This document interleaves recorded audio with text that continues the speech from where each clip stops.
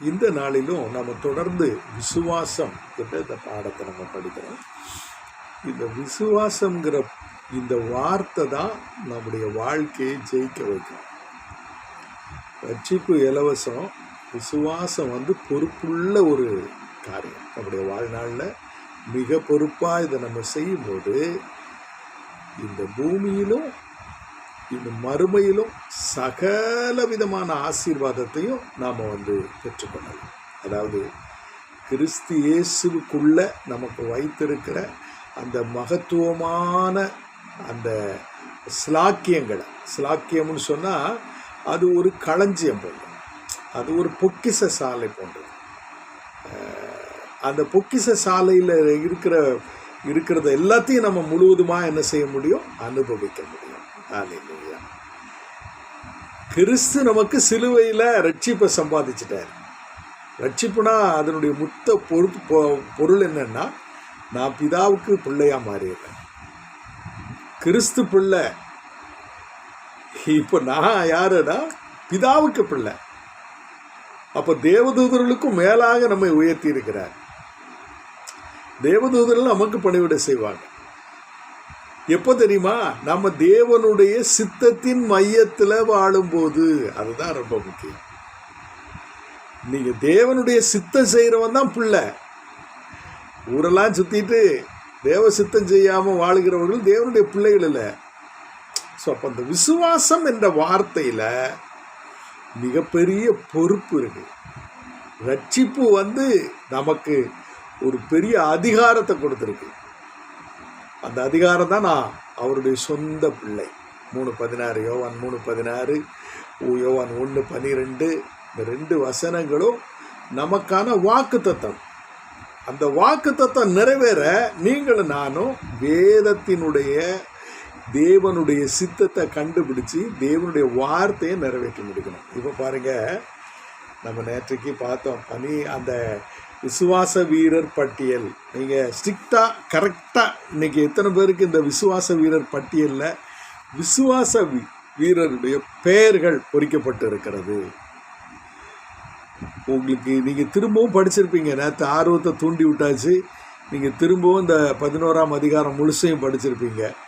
இப்போ கரெக்டாக சொல்லுங்க வைப்போம். நீங்கள் உங்கள் மியூட்டை எடுத்துட்டு எத்தனை வீரர்கள் அப்படின்னு சொல்லலாமா? 17, 16, 15, 14?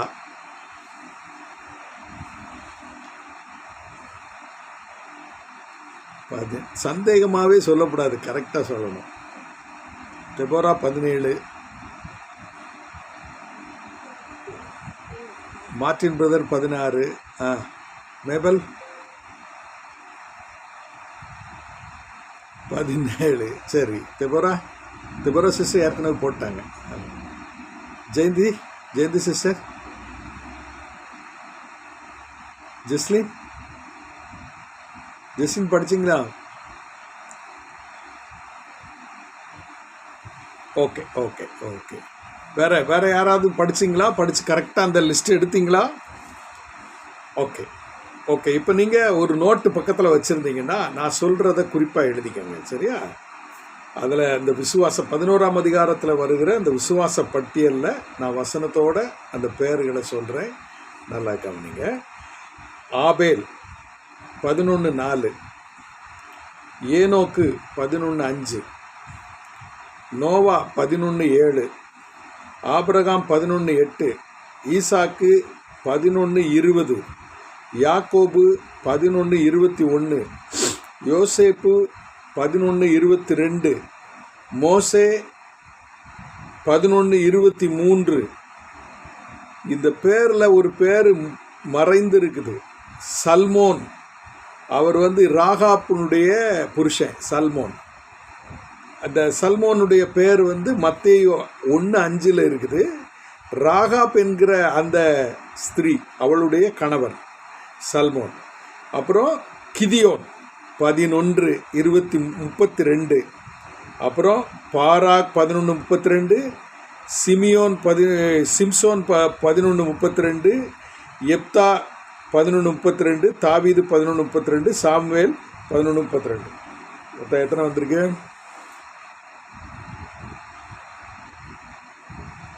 15 இருக்கா? 15. அப்புறம் தீர்க்கதரிசிகள் அப்படின்னு ஒரு வேர்டு இருக்கு. தீர்க்கதரிசிகள் எல்லோரையும் அதுல ஆண்டவர் கொண்டு வருகிறார். தீர்க்கதரிசினா என்ன? அது ஒரு பெரிய சப்ஜெக்ட், அதை நம்ம பின்னாடி படிக்கலாம். தேவனுடைய திட்டத்துல விசுவாசித்து நானும் அந்த திட்டத்துல பயன்படுத்தப்படுவேன் என்று யாரெல்லாம் தங்களுடைய வாழ்க்கையை கர்த்தருக்கு ஒப்பு கொடுத்தார்களோ அவர்கள் எல்லாரும் தீர்க்கதரிசிகள். உங்களுக்கு புரியுதா? தீர்க்க தரிசனம்னா வார்த்தையை தேவனிடத்திலிருந்து கேட்டு பெற்று ஜனங்களுக்கு சொல்லுகிறது மட்டும் அல்ல, தங்களுடைய வாழ்க்கையை தேவனுடைய திட்டத்தோடு இணைத்து கொள்ளுகிறவர்கள் எல்லோரும் தீர்க்க தரிசிகள். பழைய ஏற்பாட்டில் சிலர் தீர்க்க தரிசனம் சொல்லியும் தீர்க்க தரிசனத்தின்படி வாழாம, திட்டத்தின்படி வாழாம விழுந்து போனாங்க. சரி, இப்போ நம்ம இதில் மொத்தத்தில் ஒரு 15 பட்டியல் இருக்குது பேர். ஆனால் எண்ணிக்கை பேர் வராமல் எண்ணிக்கையில் அடங்காத லட்சோப லட்சம் கோடான கோடி விசுவாச வீரர்கள் உண்டு. அதற்கு விளக்கமெல்லாம் இந்த அதிகாரத்தில் இருக்கு. அதை நான் உங்களுக்கு கோடிக்கு பிறகு காட்டுறேன். அன்பான தேவனுடைய பிள்ளைகளே, இப்போ ஆபேல், ஆதாம் மரணத்தை சம்பாதித்து வெளியேறினான். தேவ சமூகத்தை விட்டு வெளியேறின ஆதாமும் ஏவாளும் பிள்ளைகளை பெற்றாங்க. காயினும் ஆபேலும் பிறந்தாங்க. ஈஸ்வரி சிஸ்டர் உங்கள் மைக் ஆஃப் பண்ணுங்க. ஈஸ்வரி சிஸ்டர் உங்கள் மைக் ஆஃப் பண்ணுங்க. Thank you sister. இப்போ ஆபேல், அதாவது தேவனுடைய கரத்தினாலே உருவாக்கப்பட்ட ஆதாமை விட்டுவிட்டு இப்போ ஆதாமினுடைய சந்ததி, முதல் சந்ததி காயின் ஆபேல், 2 பேர். இந்த 2 பேரும் தேவனுடைய திட்டத்தில், இப்போ நீங்கள் பார்த்தீங்கன்னா இந்த 4ஆம் அதிகாரத்தில் தேவனுடைய விடுதலை திட்டம் அறிவிக்கப்பட்டாயிற்று. அவரே பிதாவே ஆதாமுக்கும் ஏவாளுக்கும் 3, அங்கே 4 பேர் இருந்தாங்க. யாரெல்லாம்? பிதாவாகிய தேவன், அப்புறம் ஆதாம், ஏவாள், அப்புறம் சர்ப்பம், 4 பேர் இருந்தாங்க. நியாயம் விசாரிக்கிறவர் கர்த்தர். அவர் ஆதியிலேயும் நியாயம் விசாரிக்கிறார். கடைசி நியாயாசனம், அதாவது இந்த உலகம் அழியும் போது இறுதி நியாயாசனத்தின் மேலும் அவர் உட்கார்ந்திருப்பார். இப்போ நியாயம் விசாரிக்கிற கர்த்தர் எல்லாத்தையும் விசாரிச்சுட்டு அந்த 4ஆம் அதிகாரம் அந்த 15ஆம் வசனத்தில் நீங்கள் பார்த்தீங்கன்னா 15, உன் வித்துக்கும், உனக்கும் ஸ்திரீக்கும், உன் வித்துக்கும் அவள் வித்துக்கும் பகையை உண்டாக்குவேன். அவர் உன் தலையை நசுக்குவார், நீ அவர் குதிங்காலை நசுக்குவாய். இப்போ இங்க விடுதலையின் திட்டம் பிதாவாகிய தேவனுடைய அந்த சமூகத்திலிருந்து வெளிப்பட்டுட்டு ஒரு விடுதலையின் திட்டம் வரப்போகுது. அந்த விடுதலையின் திட்டத்தில் யாரெல்லாம் விரும்பி தங்களை இணைத்துக் கொள்ளுகிறார்களோ அவர்களெல்லாம் விசுவாச வீரர்கள். இப்போ விடுதலையின் திட்டத்தில் ஆதாமும் ஏவாளும் தவிர அவருடைய சந்ததியில் வருகிறவங்க அவ்வளவு பேரையும் ஆண்டவர் என்ன செய்கிறாரு?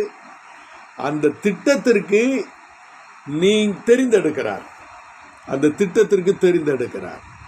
அந்த திட்டத்துக்கு தெரிந்தெடுக்கும் போது அந்த திட்டத்தில் அவர்கள் நிறைவேற்ற வேண்டிய பங்கு இருக்கும். அந்த பங்கை அவங்க நிறைவேற்றி முடிச்சாச்சுன்னா அவங்க பேர் அந்த லிஸ்ட்டுக்கு போயிடும். நீங்கள் பார்த்தீங்கன்னா புஸ்தகங்கள் திறக்கப்படும் அப்படின்னு ஒரு வேர்டு இருக்குது தானியேல் 7ஆம் அதிகாரத்தில். தானியேல் 7ஆம் அதிகாரத்தில் அது 7ஆம் அதிகாரம் உங்களுக்கு இறுதி நாளை தானியேல் அவர் தீர்க்க தரிசனமாக பார்த்து எழுதுகிறார். தானியேல் 7ஆம் அதிகாரம் 10ஆம் வசனம், அதனுடைய கடைசி வார்த்தை, புத்தகங்கள் திறக்கப்பட்டது. அதற்கு மேலே நீங்கள் வீட்டில் உட்காந்து இதை கொஞ்சம் படிங்க. அதாவது 7ஆம் அதிகாரம் முழுவதையும் படிங்க. அதில் நீண்ட ஆயுசுள்ளவர்னு அந்த வார்த்தை நிறைய வருது. பலமுறை வருகிறது, நீண்ட ஆயுஷ் உள்ளவர். அந்த நீண்ட ஆயுஷ் உள்ளவர் யார் அப்படின்னு சொல்லி நீங்கள் பாருங்கள். சரியா? இது உங்களுக்கு வீட்டு பாடமாக கொடுக்குறேன். நீங்கள் வீட்டில் உட்காந்து இந்த 7ஆம் அதிகாரத்தை முழுவதும் படிங்க. இதில் புத்தகங்கள் திறக்கப்படும்னு சொல்லப்பட்டிருக்கு. இந்த புத்தகங்கள் என்னென்ன அப்படின்னா, தேவனுடைய ஞாபக புஸ்தகம் அப்படின்னு ஒன்று இருக்குது. மல்கியா 3ஆம் அதிகாரம் 16ஆம் வசனத்தை பாருங்கள். அதில் ஞாபக புஸ்தகம்னு ஒன்று இருக்குது. இது பரலோகத்தில் ஞாபக புஸ்தகம் எல்லாருக்காகவும் எழுதப்படுகிறது. இது எல்லாருக்கும் பக்கங்கள் ஒதுக்கப்படுகிறது, எல்லாருக்கும் இது எழுதப்படுகிறது. நம்முடைய கிரியைகள் எல்லாம் அதில் எழுதப்படும். நாம் இல்லைன்னா சொல்ல முடியாது. இந்த 3ஆம் அதிகாரம் அந்த 16ஆம் வசனத்தை பாருங்க. அங்கே அழகாக சொல்லப்பட்டு இருக்கிறது. அதாவது கர்த்தருக்கு பயந்தவர்களுக்காகவும் அவருடைய நாமத்தை தியானிக்கிறவர்களுக்காகவும் ஞாபக புஸ்தகம் ஒன்று அவருக்கு முன்பாக எழுதப்படுகிறது. நீங்கள் மறுபடி பிறந்த உடனே உங்கள் பேர் ஜீவ புஸ்தகத்தில் எழுதப்பட்டுரும். நீங்கள் மறுபடி பிறந்த உடனே உங்கள் பேர் எங்கே எழுதப்பட்டுரும்?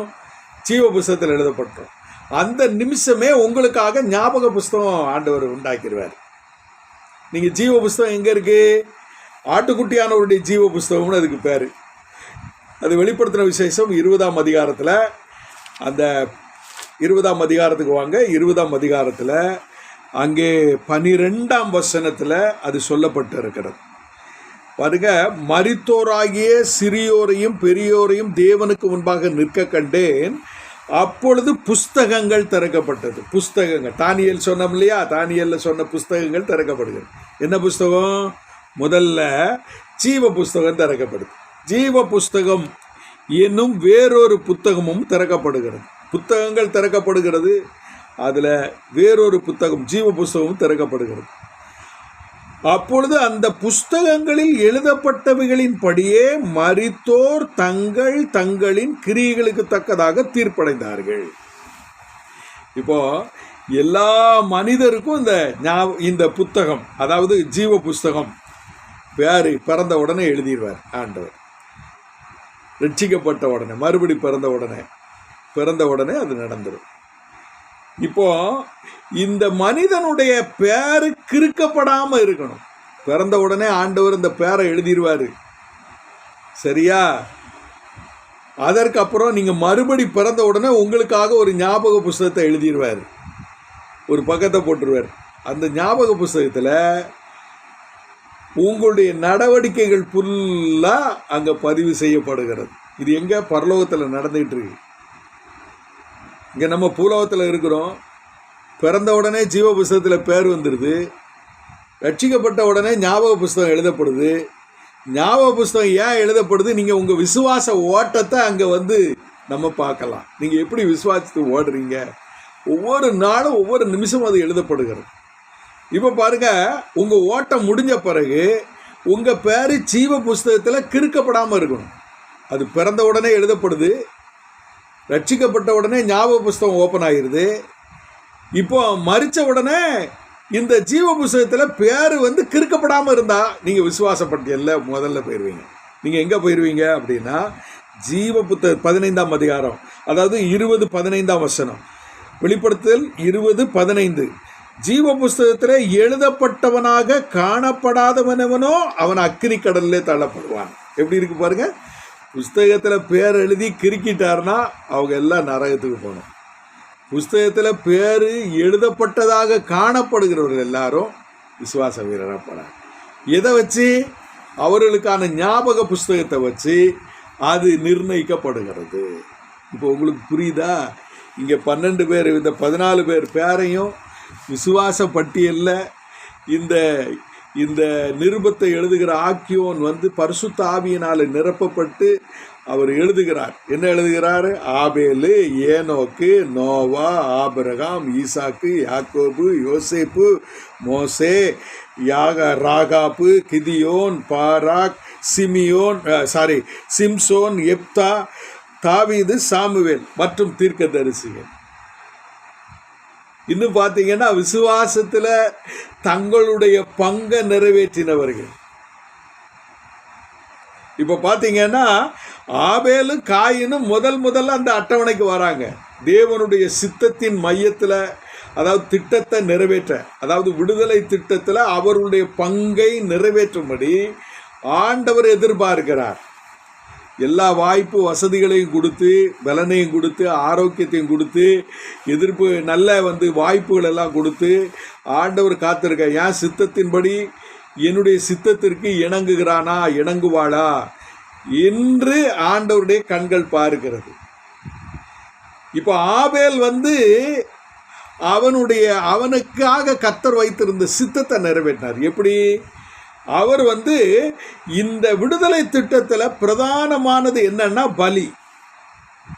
அந்த பலிய விசுவாசத்தினால, அந்த பலி எப்படிப்பட்டதா இருக்கணும்? ஒரு ஆட்டுக்குட்டியை தூக்கிட்டு வரா, அந்த ஆட்டுக்குட்டி தலையீட்டா இருக்குது, மந்தையில அது கொளுத்ததா இருக்குது.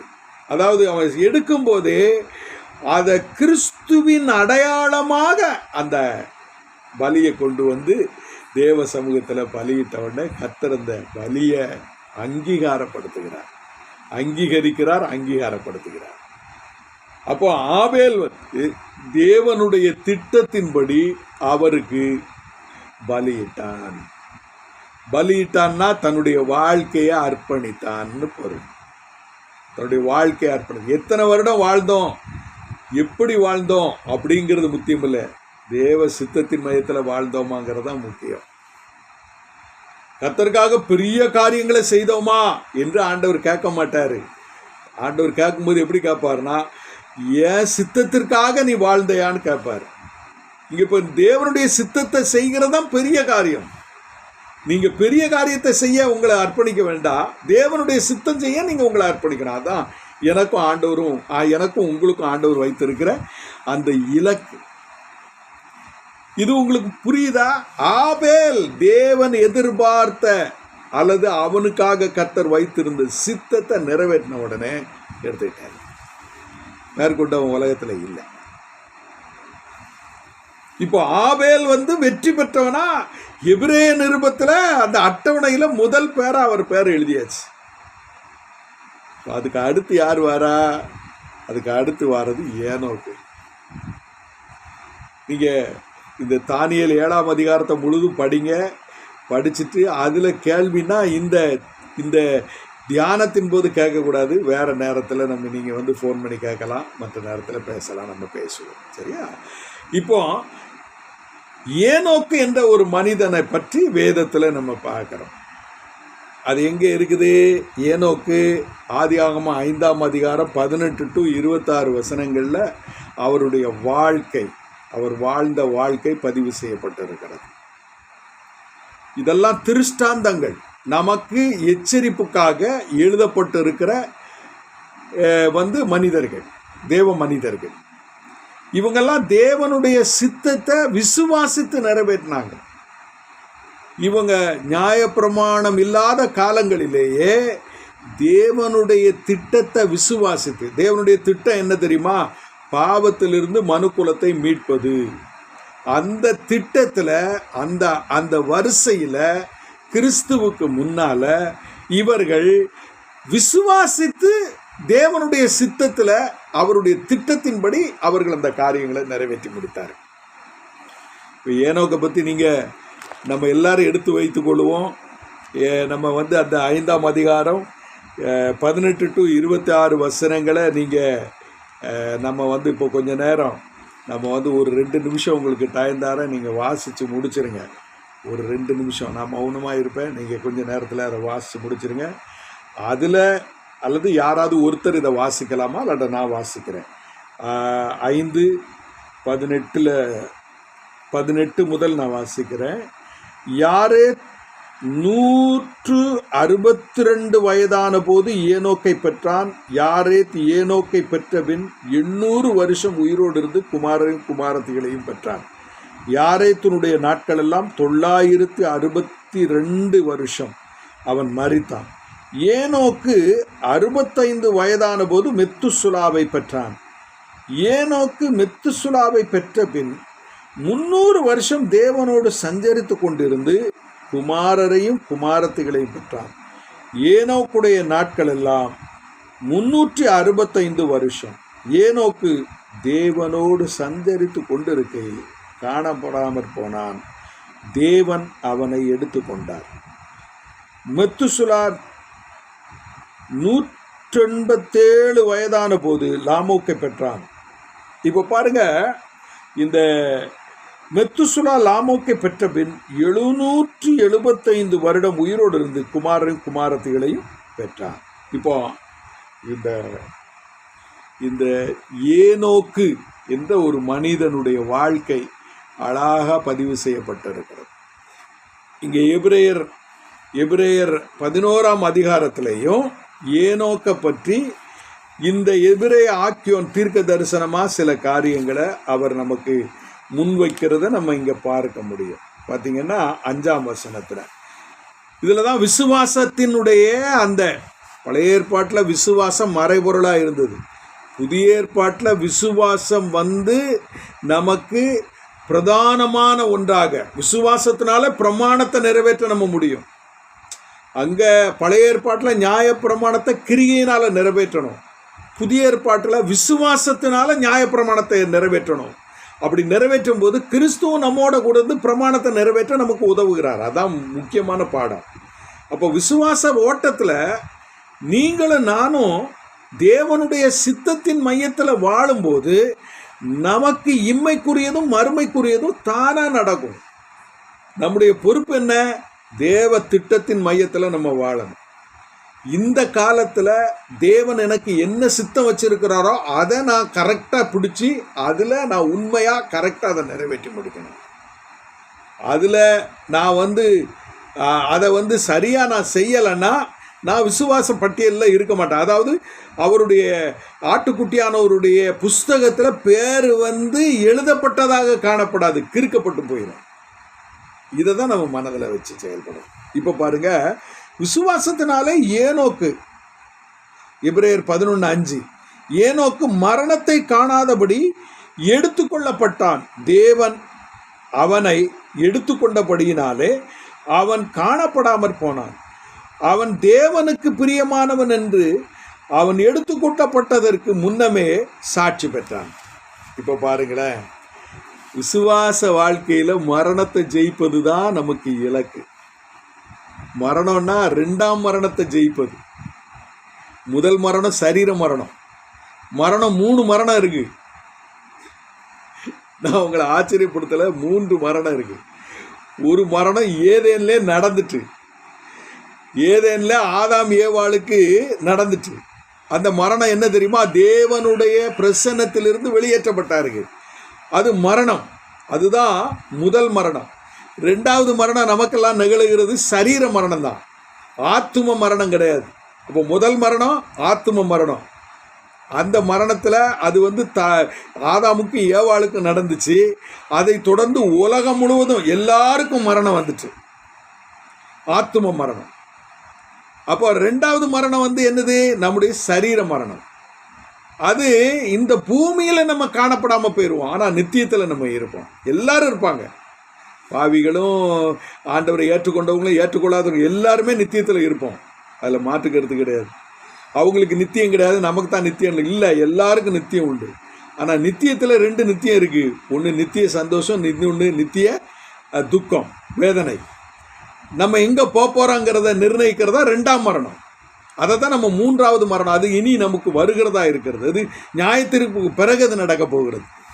ஸோ இந்த காலை வேளையில் கிறிஸ்து நமக்கு நம்மை குறித்து இந்த திட்டம், இந்த புதிய ஏற்பாட்டில் நீங்கள் நல்லா கவனிங்க. ஏனோக்கு பழைய ஏற்பாட்டத்தில் விசுவாசித்து தேவனுடைய திட்டத்தில் அவர் அதை நிறைவேற்ற தன்னுடைய வாழ்க்கையை ஒப்பு கொடுத்தார். அவர் விசுவாசித்து தேவனுடைய திட்டத்தில், அதாவது இந்த விடுதலை திட்டத்தில் அவருடைய பங்கு அவர் செய்தார். அது என்னன்னு நம்ம இப்போ பார்க்க போகிறோம். அதில் அவர் என்ன சொல்கிறாரு? விசுவாசத்தினால ஏனோக்கு மரணத்தை காணாதபடி.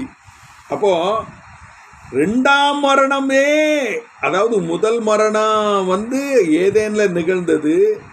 இவருக்கு சரீர மரணம் இல்லை, அதே மாதிரி அந்த நித்திய மரணமும் இல்லை. இப்போ தேவனுடைய திட்டம் என்ன தெரியுமா? தேவனுடைய திட்டம், நீங்கள் நான் அந்த 2ஆம் மரணத்தில் பங்கடையக்கூடாது. 2ஆம் மரணத்தில் தப்புவிக்கப்படணும். இதற்கு அடையாளமா ஏனோக்கு இருக்கிறார். அவர் எதனால அதை பெற்றாரு? விசுவாசத்தினால பெற்றார். அவர் 2 மரணத்தை தாண்டினார். ஒன்று சரீர மரணத்தையும் அப்புறம் நித்திய மரணத்தையும் அவர் தாண்டிட்டார். அப்போ விசுவாசத்துல நாம இந்த 2ஐயும் செய்ய முடியும். சரீர மரணமும் அந்த நித்திய மரணத்திலிருந்து தப்பிக்க முடியும். இப்போ விசுவாசத்துல புதிய ஏற்பாட்டு விசுவாசிகளுக்கு ஆண்டவர் தெளிவான ஒரு ரூட் போட்டு கொடுத்துட்டார். கிறிஸ்துவ விசுவாசித்தா 2ஆம் மரணம் இல்லை, அக்கினி கடல் இல்லை, ஆனந்த பாக்கியத்திற்குள்ளே போய்விடுவோம். இந்த ஏனோக்கு டைரக்டா ஆனந்த பாக்கியத்திற்குள்ள போயிட்டார். அவர் உயிரோட இருக்கும் போதே காணப்படாம போயிட்டார். என்ன காரணம்? அங்க வசனம் என்ன சொல்லுதுன்னா, ஏனோக்கு தேவனோட நடந்தான்னு இருக்கு. அதுதான் ரகசியம். கிறிஸ்தவ வாழ்க்கையில இந்த விசுவாச ஓட்டத்துல நாம தேவனோட நடக்கணும். நம்ம யாரு கூட நடந்துகிட்டு இருக்கோம்? நம்ம யாரோட நடந்துகிட்டு இருக்கோம்? பிசாசோடையா தேவனோடையா? உங்க நடவடிக்கைகள் எல்லாம் ஞாபக புஸ்தகத்தில் எழுதப்படுகிறது. என்னுடைய நடவடிக்கை எல்லாம் ஞாபக புஸ்தகத்தில் எழுதப்படுகிறது. தேவனோட நடக்கிற மனிதன் எப்படி இருப்பான்? தேவனை போல தேவனுக்கு பிரியமானதை, அவருக்கு சித்தமானதை யோசிப்பான், பேசுவான், செயல்படுவான், பார்ப்பான், நடப்பான். இப்போ நம்ம வாழ்க்கையை கொஞ்சம் சீர்தூக்கி பாருங்களேன். ஏனோக்கையும் நம்முடைய வாழ்க்கையை எடுத்து வைத்து விடுமா. அவன் எவ்வளவு வருஷம் வாழ்ந்தானா? 300 வருஷம். நமக்கு பலத்தின் மிகுதினாலே 80 வருஷம். அதுலேயும் சராசரி இந்தியனுக்கு 40 வருஷம்தான். ரட்சிக்கப்பட்ட பிறகு இப்போ நான் 1984 மே மாதம் 14ஆம் தேதி ரட்சிக்கப்பட்டேன். இது வரைக்கும் ஓடிக்கிட்டு இருக்கிறேன். கிட்டத்தட்ட ஒரு 34-35 வருஷம் ஓடிக்கிட்டு இருக்கிறேன். எவ்வளோ கஷ்டமாக இருக்குது தெரியுமா? ஒவ்வொரு நாளையும் கடப்பது அவ்வளவு கஷ்டமாக இருக்கு. என்னை குறித்து அந்த திட்டத்தில் எழுதப்படுகிறது. அவருடைய ஞாபக புஸ்தகத்தில் எழுதிக்கிட்டே வரார். அன்பான தேவனுடைய பிள்ளைகளை, ஏனோக்கனுடைய லைஃப் நமக்கு ஒரு நல்ல முன்மாதிரி. தேவனோட நடக்கணும், தேவனோட சஞ்சரிக்கணும், தேவனுடைய பிரசன்னத்தில் இருக்கணும். நீங்கள் 1 தெசலோனிக்கேயர் அந்த 3ஆம் அதிகாரம் அந்த 5ஆம் அதிகாரத்துக்கு வாங்க. பவுல் அப்போஸ்தலர் அதை எழுதும்போது எப்படி எழுதுவார்? ரொம்ப அற்புதமாக எழுதுவார். என்ன எழுதுவார் பாருங்க. 15-16 வசனம். எப்பொழுது சந்தோஷமாயிருங்கள், இடைவிடாமல் ஜெபம் பண்ணுங்கள், எல்லாவற்றிலையும் ஸ்தோத்திரம் செய்யுங்கள், அப்படி செய்வதே கிறிஸ்து இயேசுவுக்குள் உங்களை குறித்து தேவனுடைய சித்தமாயிருக்கிறது. இது அப்படியே ஏனோக்கு நிறைவேற்றியிருக்காரா? எவ்வளவு காலத்துக்கு முன்னால, சிலுவைக்கு முன்னால, எவ்வளவு காலங்களுக்கு முன்னால ஏனோக்கு வாழ்ந்திருக்காரு. பவுல் இப்போ எழுதுறாரு, எப்பொழுதும் சந்தோஷமாயிருங்க, எப்பொழுதும் இடைவிடாமல் ஜெபம் பண்ணுங்க, எல்லாவற்றுக்கும் ஸ்தோத்திரம் பண்ணுங்க. இந்த 3ஐயும் ஏனோக்கு செய்தார். இதுதான் பிதா நம்மை குறித்து பிதா வைத்திருக்கிற சித்தம். இதற்கு நமக்கு ரட்சிப்பு இருக்குது, பரிசுத்தாவியானவர் இருக்கிறாரு, நமக்கு சபை இருக்குது, போதகர்கள் இருக்காங்க, வேதம் இருக்குது, எவ்வளவு இருக்கு. ஆனால் ஏனோக்கு இது ஒன்றுமே கிடையாது. ரட்சிப்பு கிடையாது, சிலுவை பற்றி ஒன்றும் தெரியாது, வேதம்னா என்னன்னு தெரியாது, சபைனா என்னன்னு தெரியாது, அபிஷேகம்னா என்னன்னு தெரியாது, இன்றைக்கு இருக்கிற ஐக்கியம்னா என்னன்னு தெரியாது, அப்பம் பிக்குதல்னா என்னன்னு தெரியாது, ஒன்றுமே தெரியாது. அவர் விசுவாசத்தில் அவர் என்ன செய்தார்? அவர் தேவனோட சஞ்சரித்தார். நம்ம எல்லாருக்கும் ஒரு முன் அடையாளமாக, ஒரு நல்ல திருஷ்டாந்தமாக, கிறிஸ்துவுக்கு முன்னடையாளமாக இந்த ஏனோக்கு இருந்தார். நம்முடைய வாழ்க்கையை எப்படி சிந்திச்சு பார்த்து இந்த வாழ்க்கையை அமைத்துக் கொள்வோம். ஹல்லேலூயா. அந்த காலை வேளையில் கண்களை முடித்து நிற்போம். நல்ல ஆண்டவரே, நீ துதிக்கிறோம், ஸ்தோத்திரிக்கிறோம். என்னோடும் எங்களோடும் நீ பேசி இருக்கிறேன். நம்முடைய சித்தத்தின் மையத்தில் வாழ்வதே விசுவாச வாழ்க்கை.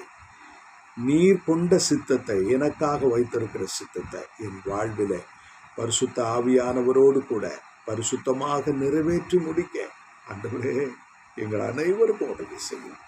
பரிசுத்த கருத்தில் வைக்கிறோம். இயேசுவின் நாமத்தில் வேண்டுகிறோம்.